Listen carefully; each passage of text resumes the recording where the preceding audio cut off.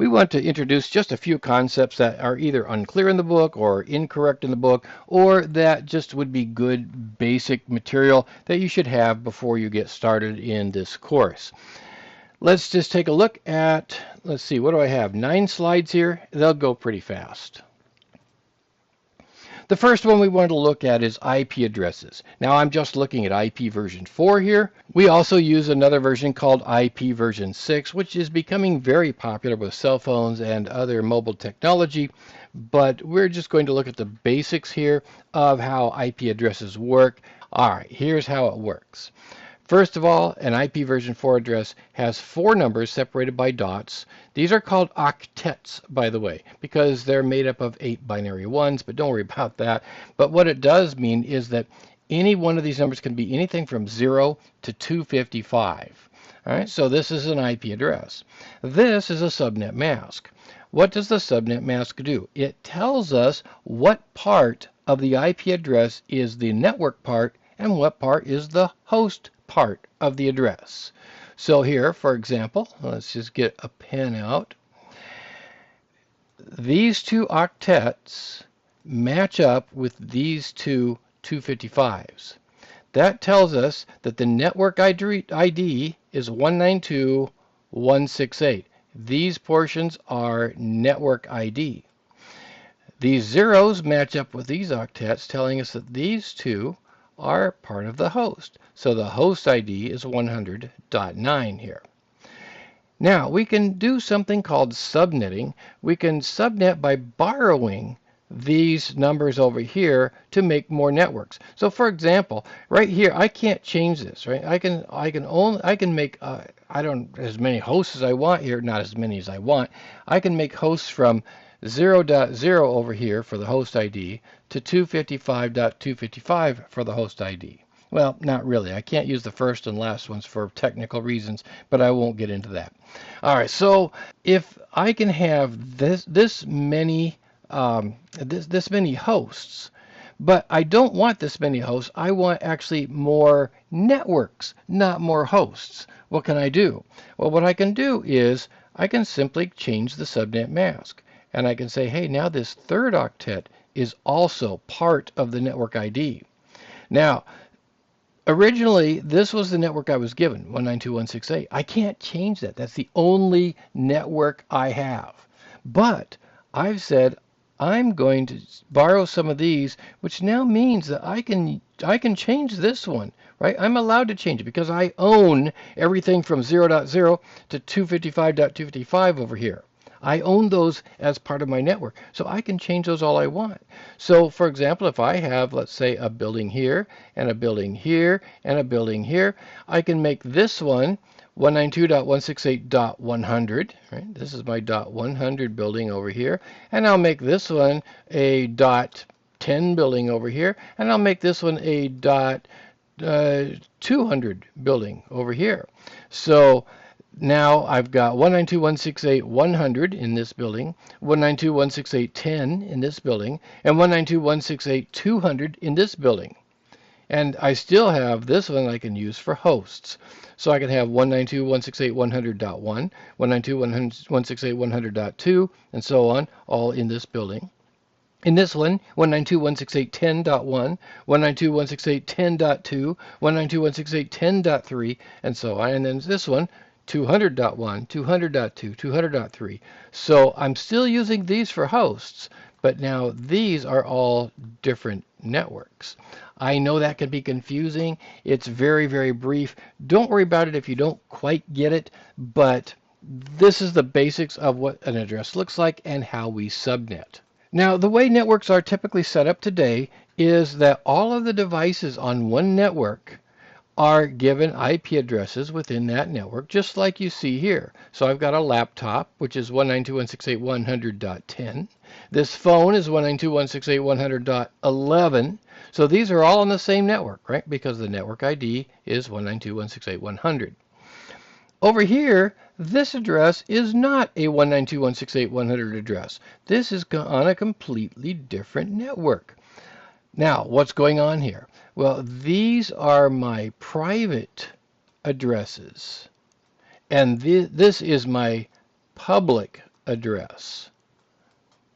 All right, so to the outside world here, to the World Wide Web, right? Somebody looking in, they see this as my address. Now, these are what I see as my address, but this is what the world sees as my address. That means that this router has to do some translating. It has to do what we call network address translation, or NAT. And if I want to send something out to the internet, it goes here, and then the router changes the address to this address.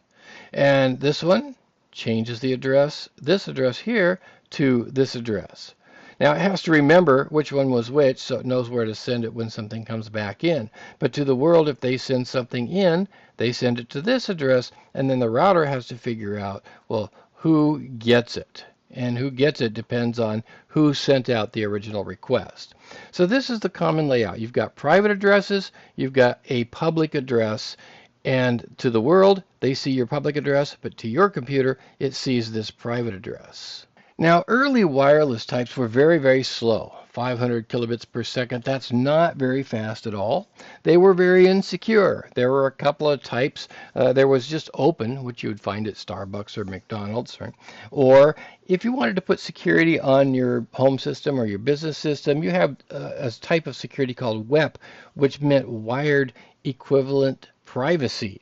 Well, we often call it worst ever privacy because you could break this and get the password from it in 3 to 5 minutes, and so it was terrible security. Businesses did not want to have wireless communication in their businesses because of this security issue. Now, eventually they gave in, and that's because we improved the security types that we have.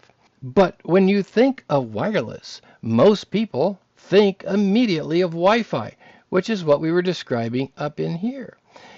But I want you to think much deeper than that. I want you to realize that wireless also takes in cell phones, RFID, which is those little chips on your credit card, Bluetooth, infrared, which is how you control your TV with the remote, Zigbee, which is often used for Internet of Things devices like doorbells and so on, RF is radio frequency, and this would be those little dongles that you plug into the USB port to run your mouse or your keyboard.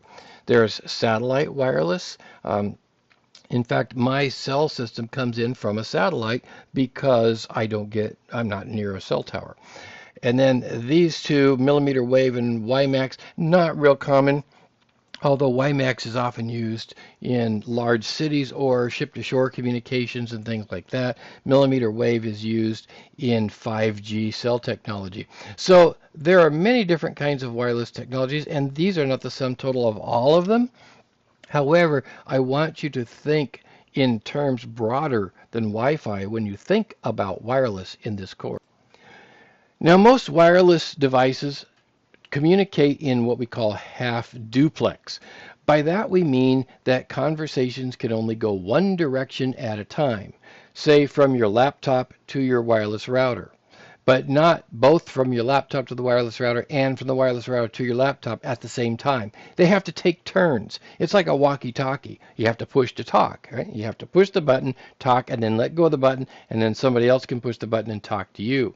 That's half duplex. Now, a telephone is more like full duplex, where conversations can go on at the same time. But with wireless, the signals would clash with each other. They would have collisions if you sent them in both directions at the same time, and that would cause problems with your communication.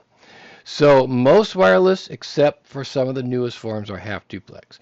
Half duplex, communication can only go one way at a time. And multiple devices on a wireless network also, think about this, must share time with each other. If you're in a library and 20 people are trying to be on the same wireless system at the same time, there are going to be collisions. So it has to meet out the time. The wireless router has to say, okay, you can talk, and then it can say, okay, you over here can talk, and so on. So it's going to slow things down.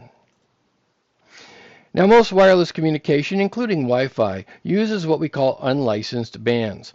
the FCC regulates who can use what frequencies. So, for example, they want to reserve emergency frequencies for emergency. They want to reserve television frequencies for television or broadcast television, radio frequencies for radio broadcasts. So that means you can't use them for your Wi-Fi and other things. But there are several areas that are unlicensed bands. The 900 megahertz, 2.4 gigahertz, 5 gigahertz, 6 gigahertz are all unlicensed bands. But when you think about them, don't think of one frequency. Don't think of 900 megahertz. It's actually a range of frequencies, 902 to 928.